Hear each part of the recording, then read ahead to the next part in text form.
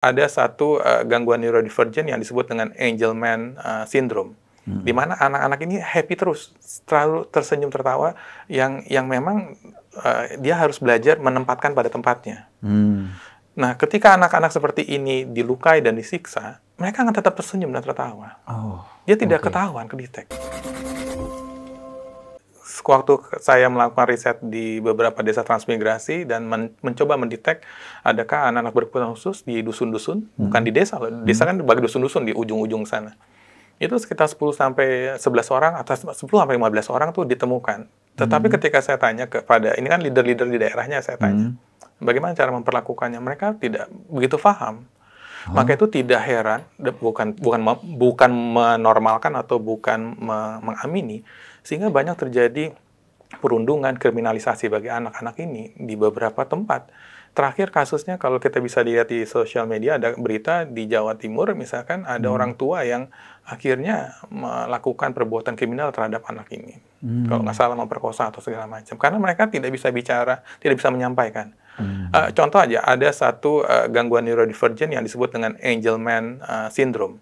Di mana anak-anak ini happy terus, selalu tersenyum tertawa, yang memang dia harus belajar menempatkan pada tempatnya. Nah, ketika anak-anak seperti ini dilukai dan disiksa, mereka akan tetap tersenyum dan tertawa. Dia tidak ketahuan, kedetek. Lalu kemarin ada kasus, sampai dimuncul di sosial media, neneknya yang memang dipercaya untuk mendampingi anak ini malah melakukan penyiksaan. Itu kedetek lewat CCTV akhirnya.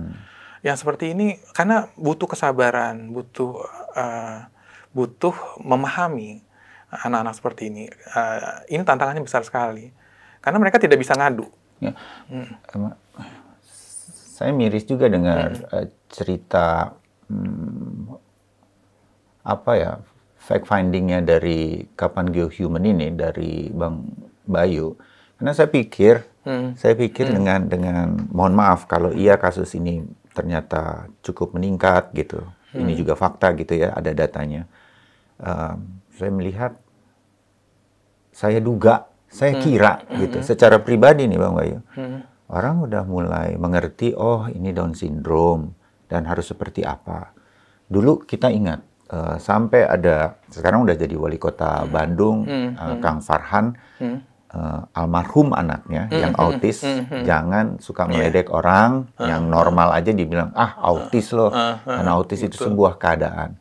Udah sampai di titik itu kita, jadi harusnya kan kita udah mulai bergerak kan. Tapi ternyata fakta-faktanya itu sekali, masih terjadi sampai ada yang bertindak sejauh itu terhadap anak-anak terutama atau saudara-saudara kita yang berkebutuhan khusus. Nah, challenge-nya adalah tadi ini kaitannya dengan why? Kenapa tuh, Bang Bayu? Nah, nanti kita runut lagi ke atas nih.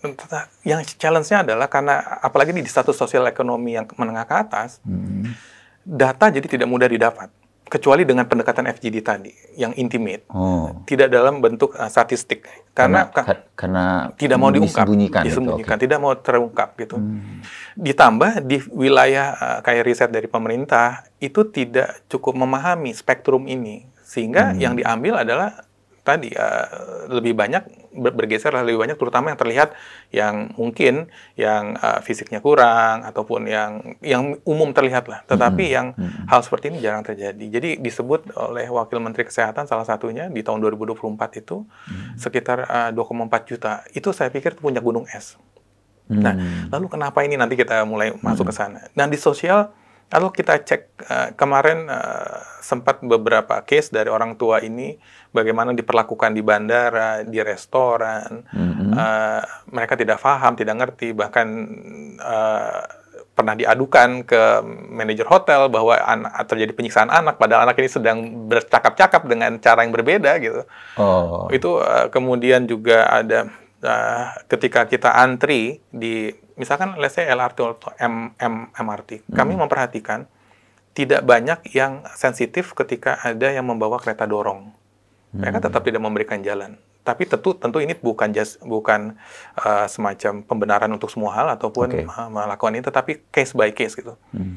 Sulit mencari datanya bagaimana kita sudah accept dalam mempunyai acceptance terhadap anak berkebutuhan khusus ini.